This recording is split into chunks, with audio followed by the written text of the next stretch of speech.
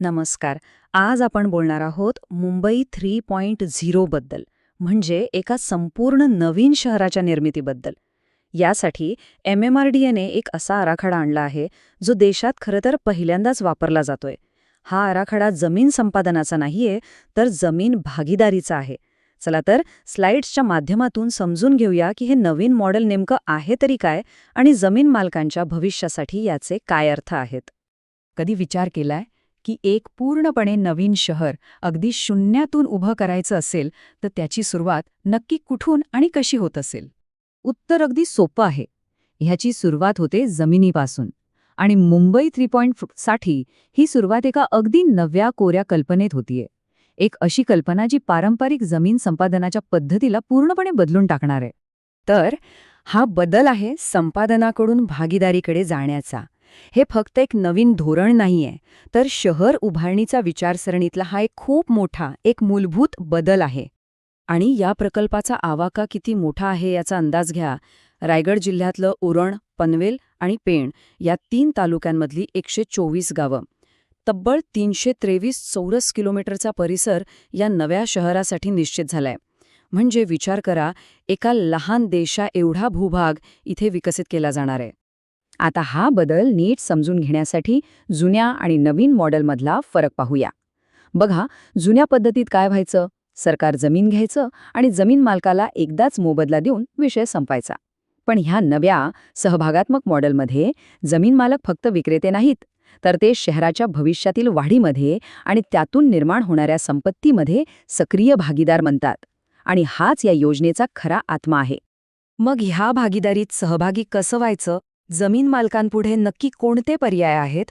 तर MMRDAने एकूण 3 वेगवेगळे मार्ग दिले आहेत, जे आपण आता समजून घेऊ. हे 3 पर्याय आहेत. 1. परस्पर संमती. 2. विकास हक्क. आणि 3रा, जो सर्वात क्रांतिकारी पर्याय आहे, तो म्हणजे भूमी संकलन. यातल्या प्रत्येक पर्यायाचे फायदे वेगवेगळे आहेत आणि ते जमीन मालक आपल्या गरजेनुसार निवडू शकतात.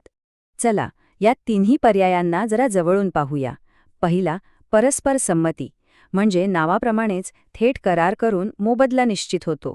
ज्यांना लगेच एकाच वेळी पैशांची गरज आहे, त्यांच्यासाठी हा एक सरळ आणि सोपा मार्ग आहे.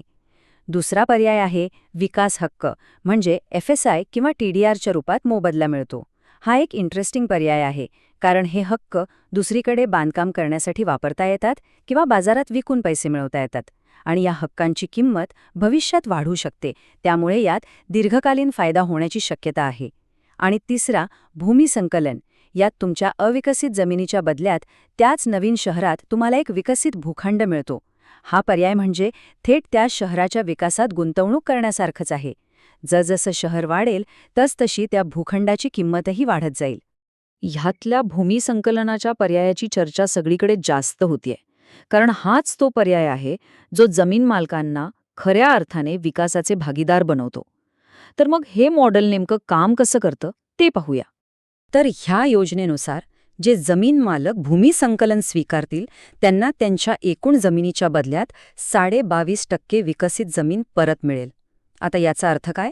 ह्याचा अर्थ असा की जमीन मालक आता फक्त कच्च्या जमिनीचे मालक राहत नाहीत, तर त्याऐवजी एका नियोजित, सर्व पायाभूत सुविधांनी सुसज्ज अशा शहरातल्या मोक्याच्या भूखंडाचे मालक बनतात.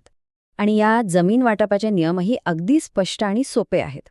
उरण आणि पनवेल तालुक्यांमधल्या जमीन मालकांना त्यांचा 22.5% विकसित भूखंड उरण तालुक्यातच मिळेल. आणि पेण तालुक्यातल्या जमीन मालकांना त्यांचा वाटा पेण तालुक्यातच दिला जाईल. यामागचा उद्देश हाच आहे की स्थानिक विकासाचा फायदा स्थानिकांनाच मिळावा. तर मग विकासातील भागीदार होणं म्हणजे नेमकं काय? याचा सरळ अर्थ आहे की जमीन मालक हे केवळ जमिनीचे विक्रेते नाहीत, तर ते त्या नवीन शहराच्या भविष्यातील वाढीचे आणि समृद्धीचे थेट वाटेकरी आहेत. शहराच्या विकासातून निर्माण होणाऱ्या प्रत्येक संधीचा आणि मूल्याचा फायदा त्यांनाही मिळणार आहे. बरं, हे झालं वैयक्तिक पर्यायांबद्दल. पण या सगळ्या योजनेमागची मोठी संकल्पना काय आहे? मुंबई 3.0 ची खरी दूरदृष्टी काय आहे? चला, ते समजून घेऊया. या संपूर्ण मोठ्या चित्राच्या केंद्रस्थानी आहे आपला अटल सेतू. हा फक्त एक पूल नाहीये, तर या संपूर्ण प्रदेशासाठी विकासाचं एक शक्तिशाली इंजिन आहे. याच सेतूमुळे मुंबई आणि हा नवीन परिसर एकमेकांशी जोडला गेलाय आणि त्यामुळेच एका नव्या, सुनियोजित शहरी परिसंस्थेच्या वाढीला प्रचंड मोठी चालना मिळते. या नवीन शहराची धोरणात्मक उद्दिष्टे अगदी स्पष्ट आहेत. पहिलं, मुंबई शहरावरचा ताण कमी करून एक उत्तम, सुनियोजित नवीन शहर उभं करणं. दुसरं, फक्त मुंबईच नाही तर संपूर्ण प्रदेशाचा संतुलित विकास साधणं. आणि तिसरं, पायाभूत सुविधांच्या जोरावर आर्थिक विकासाला अशी गती देणं की हा प्रकल्प वेळेत आणि कार्यक्षमतेने पूर्ण होऊ शकेल. आणि हीच दूरदृष्टी MMRDAचे महानगर आयुक्त डॉक्टर संजय मुखर्जी यांच्या शब्दातही दिसते. त्यांच्या मते मुंबई 3.0चा संपूर्ण दृष्टिकोन हा लोकांभोवती म्हणजे लोककेंद्रित आहे. जमीन मालकांना वेगवेगळे पर्याय देऊन त्यांना त्यांच्या भविष्याबद्दल योग्य निर्णय घेण्यासाठी सक्षम बनवणं हा ह्या योजनेचा मुख्य उद्देश आहे.